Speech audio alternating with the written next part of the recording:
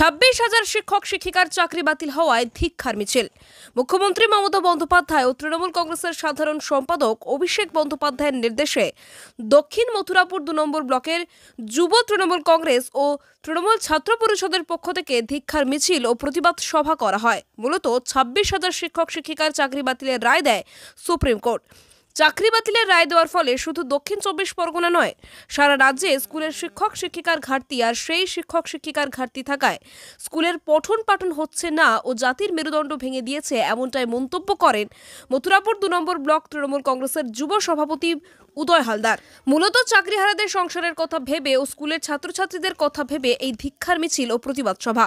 এই সভায় উপস্থিত ছিলেন রায়দিঘি বিধানসভার বিধায়ক ডক্টর অলোক জলদাতা, মথুরাপুর 2 নম্বর ব্লকের ব্লক সভাপতি প্রশান্ত সরকার, মথুরাপুর 2 নম্বর ব্লকের যুব সভাপতি তথা জেলা পরিষদের সদস্য উদয় হালদার, পঞ্চায়েত সমিতির সহ সভাপতি সংকীর্তন শিকারী, মথুরাপুর 2 নম্বর ব্লকের ছাত্র পরিষদের সভাপতি অনিমেষ কপাট, এছাড়া কয়েক শত তৃণমূল কংগ্রেসের কর্মীরা।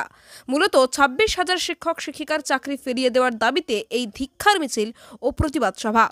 অবশ্যই আপনারা দেখছেন যে আমাদের বিকাল 3টে থেকে প্রতিবাদ র্যালি হয়েছে।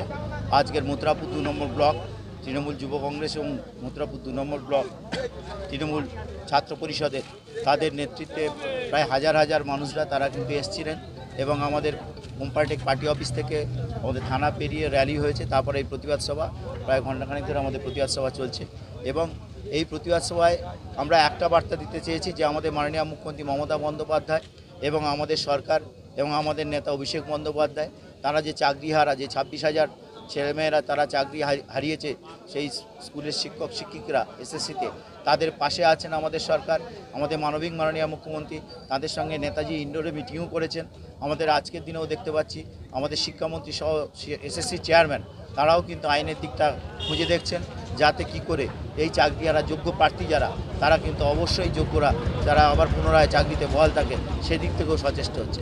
আমরা মানুষের কাছে এইটাই বার্তাটা দিতে চাইছি যে আজকের বাম এবং বিজেপি তারা হচ্ছে চক্রান্ত করে যে আমাদের বাড়ির ছেলেমেয়েদের, আমাদের যারা যোগ্য শিক্ষক শিক্ষিকারা আছে, সিবিআই তদন্ত হলো, মানুষ যেখানে বিশ্বাস করে যে সিবিআই আসল জিনিসটা তুলে ধরে, তাহলে সিবিআই এবং কোর্টের নির্দেশে তদন্ত হলো, তাহলে সেখানে নিশ্চয়ই অবশ্যই, এবং সেটা আমরা দেখতে পাচ্ছি অনেক চ্যানেলে অনেকেই বলছেন যে ওএমআর সিটে সেখানে কিন্তু যোগ্য অযোগ্য তাদের কিন্তু ভাগ করা ছিল, কত যোগ্য কত অযোগ্য। তা সত্ত্বেও আমরা দুর্ভাগ্যের ব্যাপার সেটা কিন্তু কোর্ট সকলকেই যোগ্য অযোগ্য সকলকে কিন্তু বলেছে সবার চাকরি চলে যাবে।